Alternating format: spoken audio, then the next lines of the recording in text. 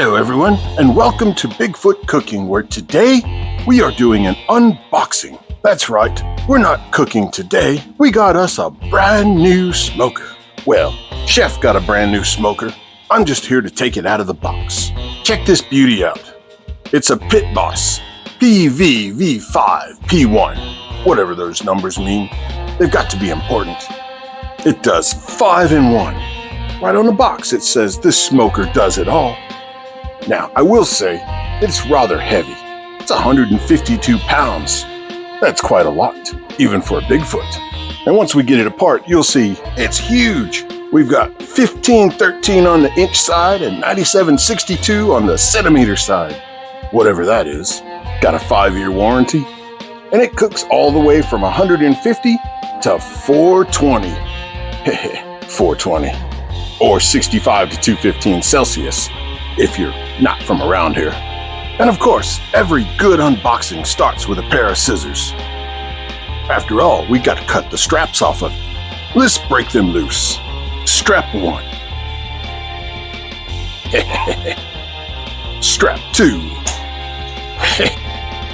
And now, let's get into it. We're going to cut the cardboard. Why of all times is my phone ringing now? Hello? Okay, so there's campers, big deal. So what? Oh, they've got a shaky low-res camera with really old film? Bloody hell, I'm on the way. Sorry guys, I gotta go. There's something that needs me. Holy crap. No, Benson. And he wanted to do a show on his own. All right, guess I'll knock it out. Oh, that was nice of him to leave like that, right? No problem. I can handle this. All it is like the smoker I've been wanting for a year or so. So let's go ahead and get to the cutting, open this guy up, and see what's hiding inside. First things first, we have corrections, because everybody knows men don't follow directions, but we do pull them out when we can't figure it out. So we have corrections. So this may come in handy, we'll see. We may have to do ye old flip it upside down trick and dump this thing out, because I ain't picking it up. Let's see, how much was it? It was, 152 pounds. I'm not putting my back out of whack just to make a smoker work. So let me flip this thing around. Now, of course, I guess you could cut the box apart, but what fun would that be? I mean, I want to save the box. I might have a Christmas present put in it later. Man, this is like pulling apart 5-gallon buckets.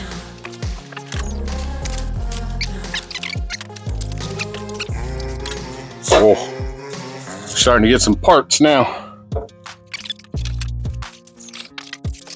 You know, I know they built it out of a lot of metal because it dang sure has got some weight to it.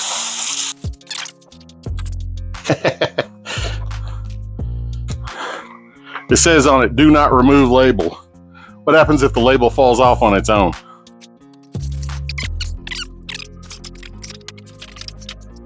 Let's pull some parts out. You know, at least they package it really well. Although I don't think they planned on somebody opening it upside down.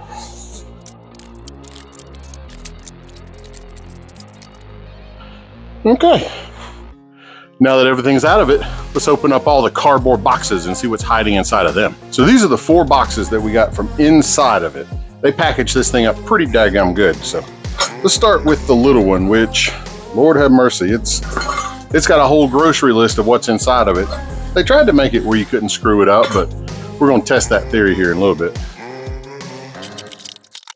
Let's see. Got our temperature probe. We know we're going to need this because, Lord have mercy, it's a smoker, right? Let's see. We got little brackets, a little bit bigger bracket, noisy brackets. Oh. And the chimney. Toot, toot. Yeah, we'll get to you in a minute. Next box. One big heavy hunk of steel that says front. Kind of like a claymore, front toward enemy. Well, we'll see what happens with this guy.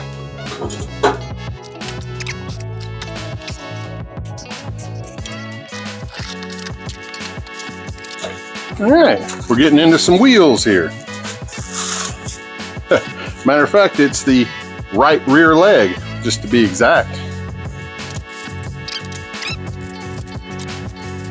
All right, so at least I know I got all 4 legs with it. That's kind of important. We didn't buy a tripod, so that's good. Now, for the big box. Oh, well, plus the little thing here. We'll go ahead and take the safety wrap off of it as well. Yes, we're living dangerous today.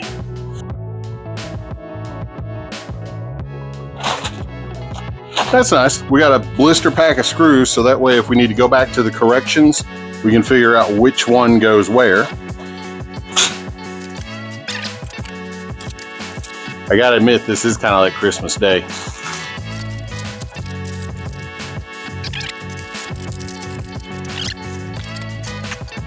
Make sure water pan is always 3/4 full of water during smoking. Failure may cause fire. If they stamp the warning into it, they might mean business. So I'll take their word for it.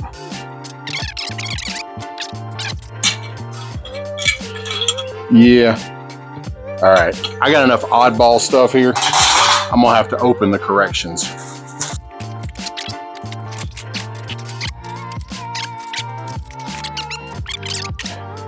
We got everything unboxed, and it looks like we are going to need a Phillips head screwdriver.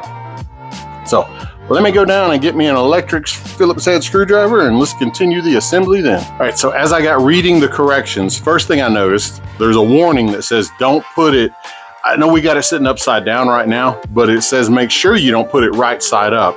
And I see why. The burner's on the bottom of it, and it's not heavy steel right there. It's heat protection so you don't burn yourself. And if you were to put that top side down, yeah, you would bend the metal. So this actually makes sense. A warning that makes sense. Can you believe it? Inside of here, you also have your register for your warranty. Do with that as you will. And a little label that says, please don't take it back to the store. Call us instead. Well, hopefully we ain't got to do that during this process. Now, step 1, we're going to begin in the beginning. In the beginning, they made a smoker. No, that's not what it says. All right, so first thing we're gonna do, we're gonna put the legs on it. And so, well, let me move the camera and we'll get to doing that part. Now, the corrections also say you start this process by laying this on its back. But unfortunately, I'm doing this in front of a camera, so I kind of need it stood up. Now, step 1 in the process, once you have it laying on its back, if you do so, you're going to take the door off of it. Now, to take the door off, again, laying on its back, you open it and you slide it upwards. Boom, there you go. The door comes right off. I guess that's to make it a little bit lighter, a little bit easier to work with. So we're gonna start the leg process with the blue stickered, which would be the right front leg. And I guess that's looking at it from the back. This would be your right and your front. So let me get 3 of our 12 screws that we have. Let me get this guy screwed on.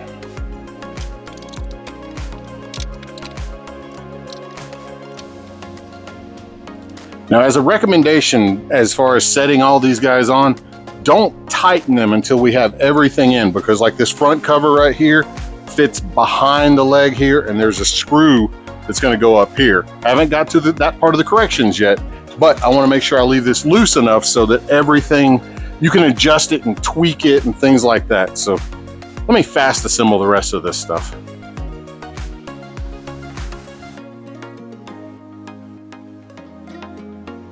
Now, before I put the last leg on, I want to kind of show you what I'm doing. You've got 3 holes that are right here in these bottom. This is what we're concerned with putting the legs on. These guys will come in from the outside where there's 2 of them. And then this one right here, as you set it down, there's a screw that comes in. Now again, I'm still leaving everything loose, but I've got my little short Phillips head screwdriver. Reason being is sometimes the threads are a little hard to just finger in, so you have to use a screwdriver just to assist. And that way, again, we're leaving everything loose until we get all our support brackets on. Okay, legs are on and loose. Back to the corrections. Now it's time to tighten up our front side here. And for that, we need 2 of the D screws. So let's see where they're at. Those must be popular. They gave us 34 of these guys. So when you pop them out of the blister pack, make sure that you don't just fling them everywhere and lose one, because I got a feeling this thing has just enough screws and probably not one more. Now these guys are going to go right here, but on the back side. So they go in right at the, since I'm upside down, right at the top, bottom, however you want to look at it.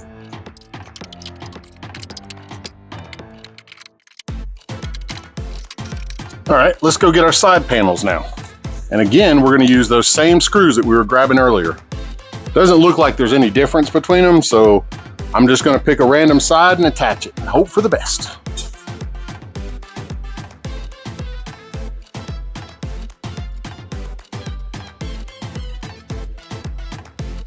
So now these guys are taking 4 screws per panel, and they're a little rough to get started. So I'm having to use my screwdriver to kind of help get them started in there. But now if you're hitting too much resistance, you're going in crooked. That's a big no-no too. So you should, a little push is good, but if you're having to twist it, back up. You're doing something wrong. All right, side panels in.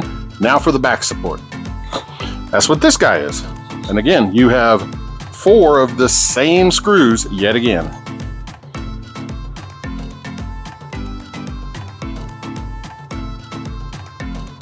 Now that we have the screws started in all of these different pieces of metal, now we're going to go back and tighten them. But we're going to tighten them in the same order that we assembled them. So first, we're going to tighten all 4 legs up. Then we're going to tighten this front panel. Now when you tighten the panel, there's 2 screws here and here that were already in it. You're going to push the panel forward before you tighten those down. That way it gives you a little bit better fit and finish. And then we'll do the sides and the back, speed style.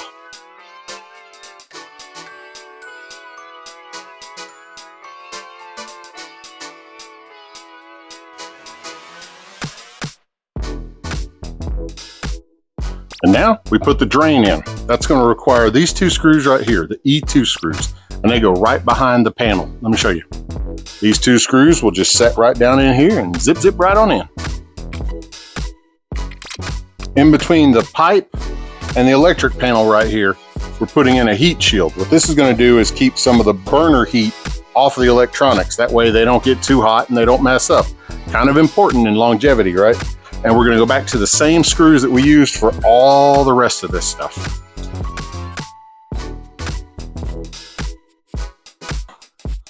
I tell you what, these guys thought of everything. This little bracket right here is for the power cord. It attaches right here on the side and it'll give you something to wrap it around. And of course, it takes 2 of the same screws that we've used for just about everything else. Now, once you get the cord loose, they have on this leg right here a spot for it to go into. They've already got the screw in there, so we have to take it loose to kind of set it in here. And when you take this one off, be careful because it has a little bitty nut on the end of it, and that little bitty nut could fall down in there and then you're chasing. Now, this little grommet here is nothing but plastic. So all we have to do is slip it over the electrical part, slide it back in here, and then tighten up our nut and bolt. So now we're down to these 2 brackets, which are designed to hold in this guy, the drip tray. For it, you're going to set these guys right down here. There's going to be 2 screws for each one right here on the center. And of course, we're going to attach it with our favorite screw for everything else.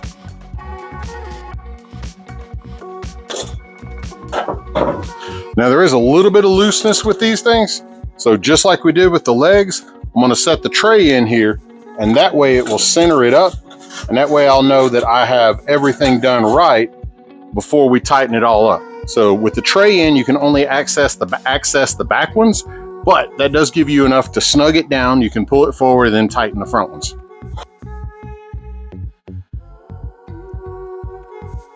Okay. It actually worked out that with these, if you push them all the way in, that seems to be the magic adjustment spot for it. But you never know until you got it together, right?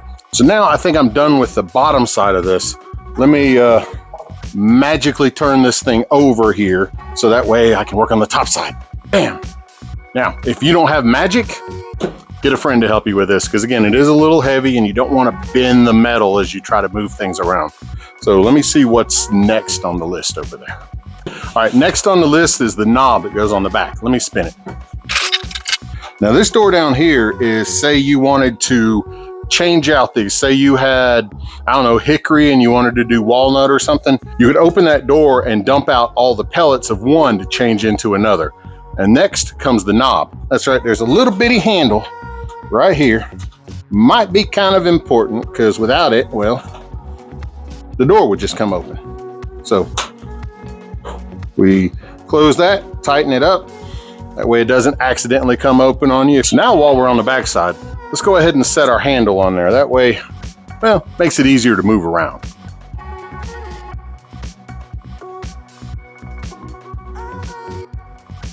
Now the directions say to mount this up, but honestly, I don't see any reason why you couldn't mount it down if, say, you had a particular reason or this was gonna hit something. Hey, have a little fun with a handle. Ooh, go crazy. What else we got? Time to put our smokestack on it, which just fits right here on the top, and 4 of the, well, our favorite screws, once again. I'm kind of fighting to get the right angle on the screwdriver because the screw's wanting to go in, so top comes right off, and that way I can get my screwdriver straight.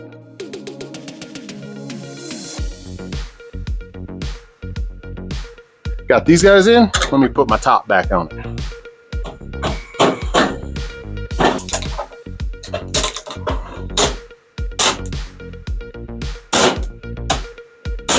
I'm gonna pull my sticker off now before this thing gets hot because I got a feeling that once that happens, it's gonna bake the shipping handle or the shipping directions right into it. All right, so now we're down to the stop. That way when you open this thing to load it, it doesn't hit the chimney. And to set this guy in, once again, 2 screws. It simply fits right on here. We're gonna start with the top one.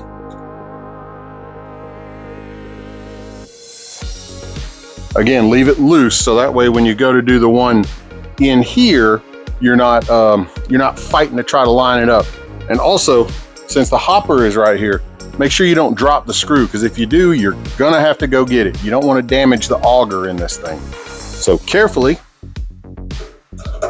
screw that guy in. Lord, I knew I was gonna drop it and just look all kinds of bad on this thing.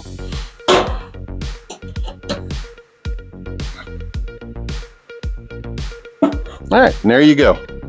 It now opens up and hits the stop right here instead of coming back and smacking the chimney. Now it's time to spin it back around to the front side.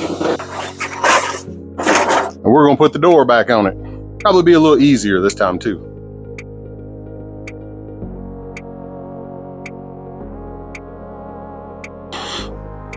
Here we go. They're both the same exact length, so you don't get to cheat and put one in before the other. You got to hit them both at the same time. And let's get our handle and get it put on. All right, we're going to start with a door handle. Now there's the holes in here where it screws on. We're going to turn those so that way the outside grippy part is away. So that way you can grab it, pull it out, and where the inside here, this is where the lock hits. And so that way we can grab it with this guy, which goes next. And of course, we're using our same favorite screws yet again.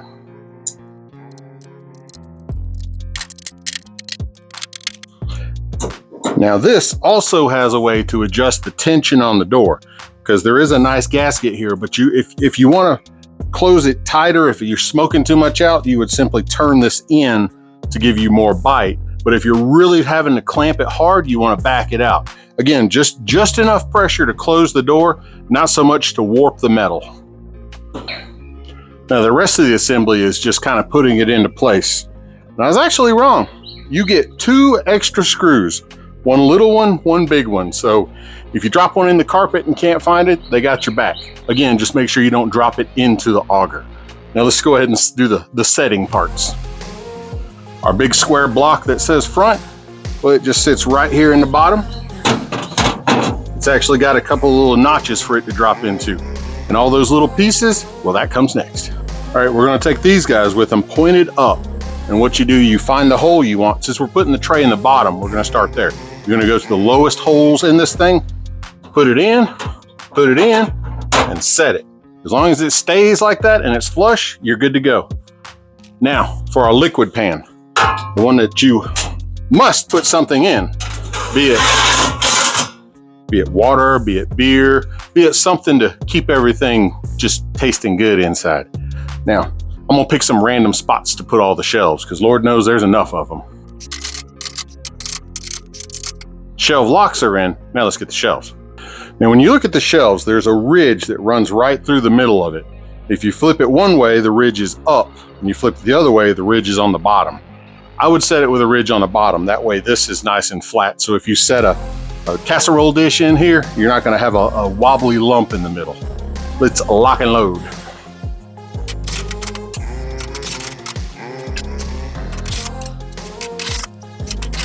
Just for reference, if for some reason you get these off kilter when you put them in, the shelf's gonna try to really fight you to go in, stop and look at what you're doing. I bet you got it in the wrong hole. So what's next? Well, I say it's time for some wood and we're gonna do an air bake. What we're gonna do, we're gonna turn this thing on maximum heat. That way you can burn off everything inside of here. So that way the oils of manufacturing and stuff like that don't ruin the taste of whatever you're cooking for the first time. So yes, we're cooking air for about 2 hours. Let me show you how to load this thing up. Step one, fuel. We'll open up the hopper.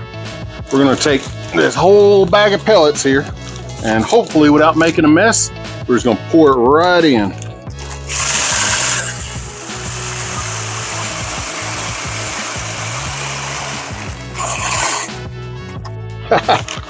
Didn't lose a single pellet. I might be pretty good at this. Now, if you look on the side, there's also a, I guess you call it a fuel gauge to show how much, what level your pellets are at. And if you notice, this whole bag brought it up to quarter tank. So if you get the big bag of pellets, oh, this baby will hold it. I tell you what. Now let me get some power run to it. We're gonna light it off. All right, time to start the burn off process. So we begin opening it up, because when you light it off, you actually want it to open up because you don't quite have that chimney effect going on yet. So you always light it with the door open. Now I'm gonna add my water here to the pan. So that way, even on the initial burn, we're not doing this dry. I don't want to warp my pan. Slide it carefully back in there. Hit our power button right here. You hear the fan. Now we're gonna prime it. And what you're listening for is a few pellets to fall into the hopper. Oh, that's the sound we were listening for. All right, so now the auger has got, it's full and now it's dropping the pellets into the burning plate to where it's gonna start getting hot. Now, when you, of course, get it brand new, you're gonna have to do this, but if you accidentally run it out of pellets, you're gonna have to prime it the same way as well. Not difficult, just hold the button until you hear the tink, tink, tink. And of course, while we're breaking it in, I might as well go ahead and plug in my temperature probe, get it hot as well. There's two places where you can hook it up. Doesn't matter which one, and you can actually use both of them. If you were smoking two different meats, you could go, it comes with one, but you could go buy another and put it, I don't know, say you had a brisket and some wings or something. You want the wings one temperature, the brisket another, obviously. This would help you out with two different probes. Now I know it's starting to work. Again, this being brand new, you can start to smell some of that assembly lube burning off. And I don't know if you can see it on camera, but I've got just a little bit of smoke coming out of this. That it's not ready yet. We want to actually, it almost sounds a little bit like a jet engine once this thing starts working, and you're going to see a bit more smoke coming out of it before we close the door. All right, we're getting a bit more smoke. It smells a whole lot better, but I haven't really felt any heat coming off of it yet. And that's what I'm waiting on, is to feel a little bit of warmth coming off of this guy. All right, starting to get a little heat off of it now. I'm gonna go ahead and pull the door to, that way it starts to go up the chimney some. And this also gives me a chance to check my door seal to see how much smoke is coming off from around it. A little bit, okay, but I think this is a bit more than I want, so I'm gonna tighten the seal up. Yep, we're starting to come up, look at there. We're at 100. We only got 300 degrees more to go. Now, one thing to do to make sure you don't forget before you light this up the first time, make sure all the tape and stickers are off the front door. Otherwise, well, they'll become a permanent part of your smoker. All right, from this point, I guess it's just gonna do its thing. Like I say, we're gonna give it about 2 hours to cook air to make sure we get all the impurities and all the industrial build gunk out of it. Let it cool down, and tomorrow we're gonna start to smoke something. So I hope you enjoyed this build. I hope you got a little something out of it. And as always, don't forget, Bigfoot is real.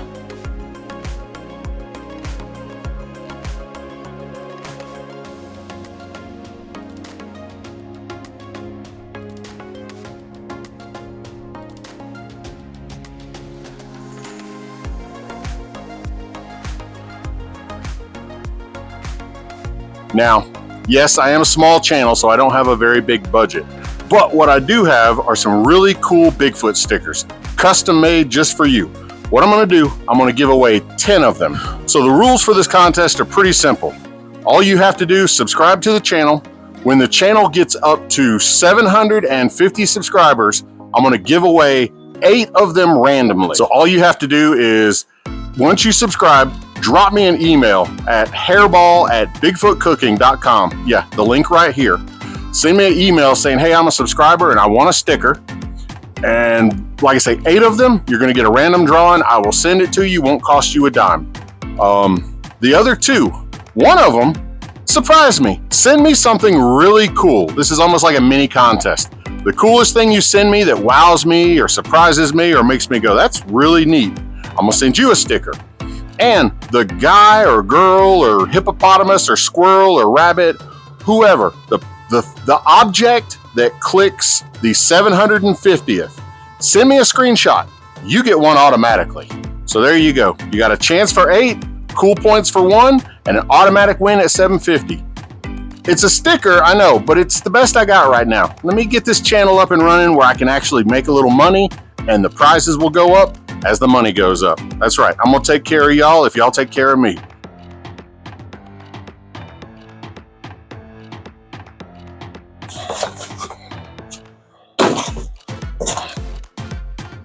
Broken nail.